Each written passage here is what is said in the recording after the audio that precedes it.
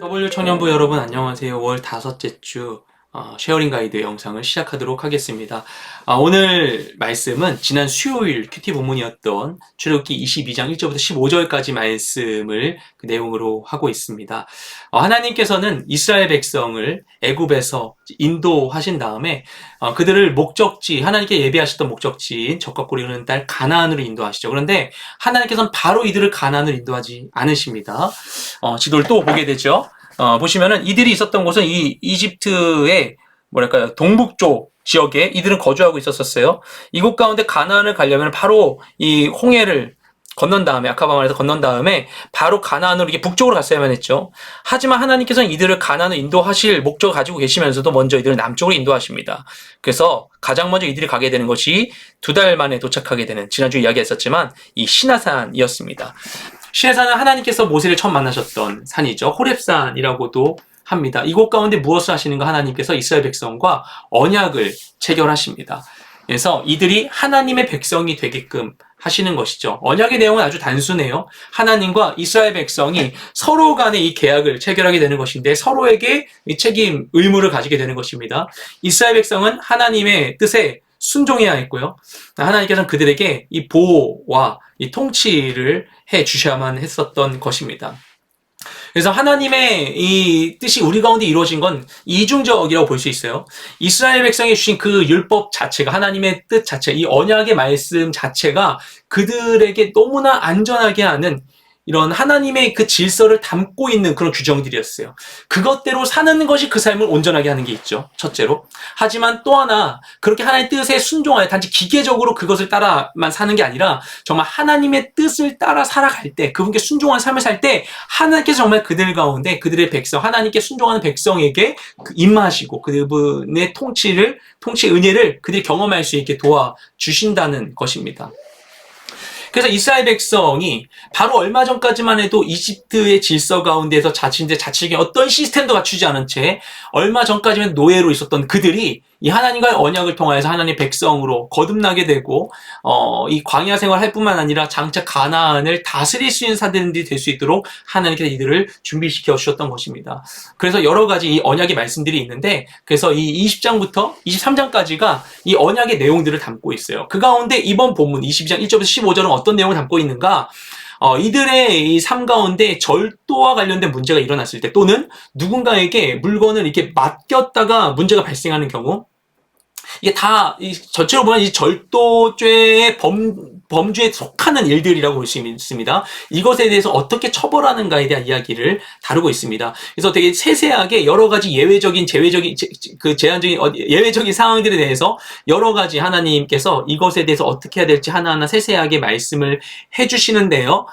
근데 이 가운데 우리가 다 보기에는 지금 시간이 좀 부족하기 때문에 가장 중요한 두 가지 특징에 대해서만 좀 먼저 얘기를 해보려고 합니다. 먼저 절도죄가 일어났을 때 어떻게 처벌하는가. 이 1절 말씀 가운데 가장 큰 기준이 있어요. 소나 양. 그 당시 이제 소나 양이 가장 중요한 재산 목록에 속하는 것이었는데 이것을 훔쳤는데, 이 절도가 단지 훔치는 거에만 끝나는 게 아니라 이 절도라는, 여기서의 절도의 범죄는 어디서 완결되냐면 훔쳐서 처분했을 때까지, 훔쳐서 잡아 먹거나 아니면 이걸 처분해서 현금화하거나 이렇게 되었을 때 어떻게 하는가? 소 한 마리는 5마리로 갚아야 하고 양 한 마리는 4마리로 갚아야 된다는 것입니다. 이것이 원래 율법에 나와 있는 다른 규정이랑 되게 다른 부분이 있죠. 이 출애굽기 21장을 보면요, 범죄에 대해서 이런 식으로 갚도록 하고 있어요. 눈에는 눈, 이에는 이. 동해보복법이라고 합니다. 1대1의 기준을 한 것이죠. 내가 피해를 준 만큼 갚아줘야 된다는 것입니다. 그래서 이 모세 율법보다 조금 전에 있었던 걸로 발견되어지는 함무라비 법정 보면 그거 역시 눈에 눈, 이에 있는 이였던 것이죠. 그게 고대 국가들은 되게 일반적인 이런 제도였었던 것입니다. 그런데 이스라엘 백성에게는 그 당시 일반적인 제도하고는 다른 이런 법 질서와 철학이 이들 가운데 있었다라는 것을 알 수 있게 되는 것이죠.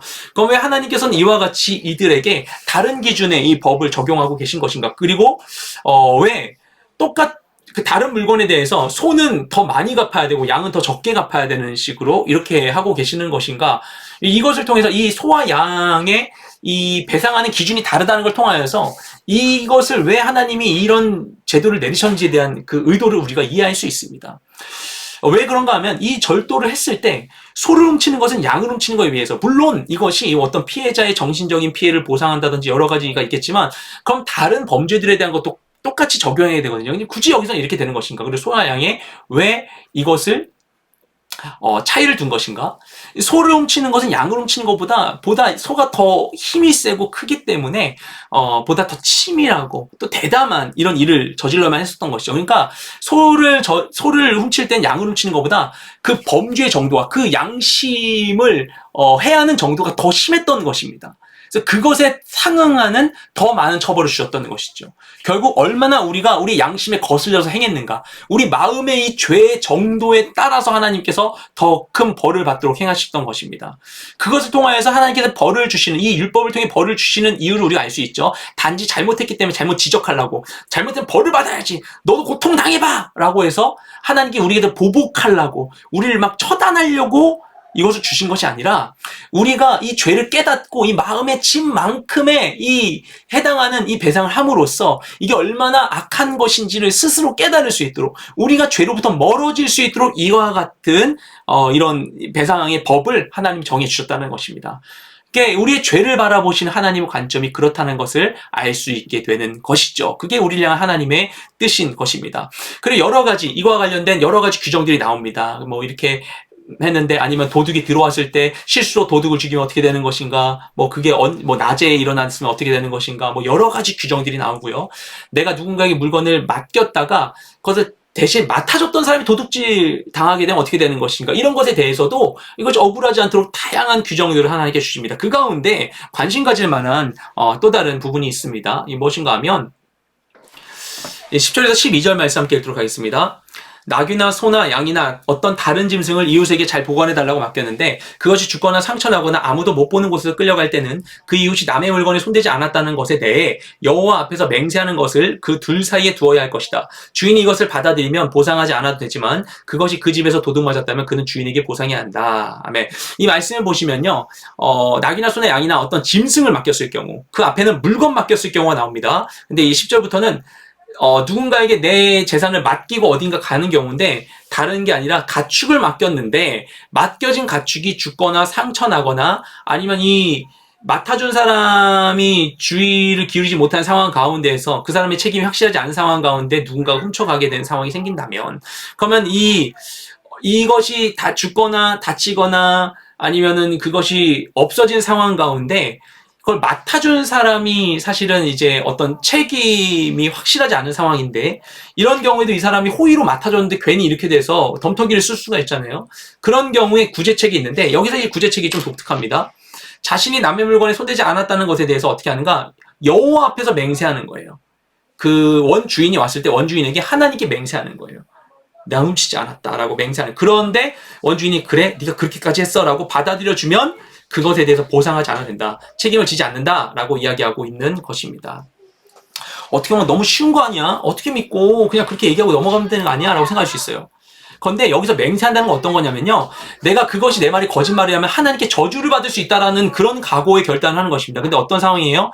하나님께서 구름기둥과 불기둥으로 밤과 낮 가운데 이들을 지켜주고 계신 그 상황 가운데 하나님의 통치와 역사심이 완전히 눈에 보이게 현현하고 있는 상황 가운데에서 하나님께 저주를 받겠다라고 맹세를 하는 그런 상황인 것입니다. 쉬운 게 아닌 것이죠. 절대 쉬운 게 아닌 것이죠.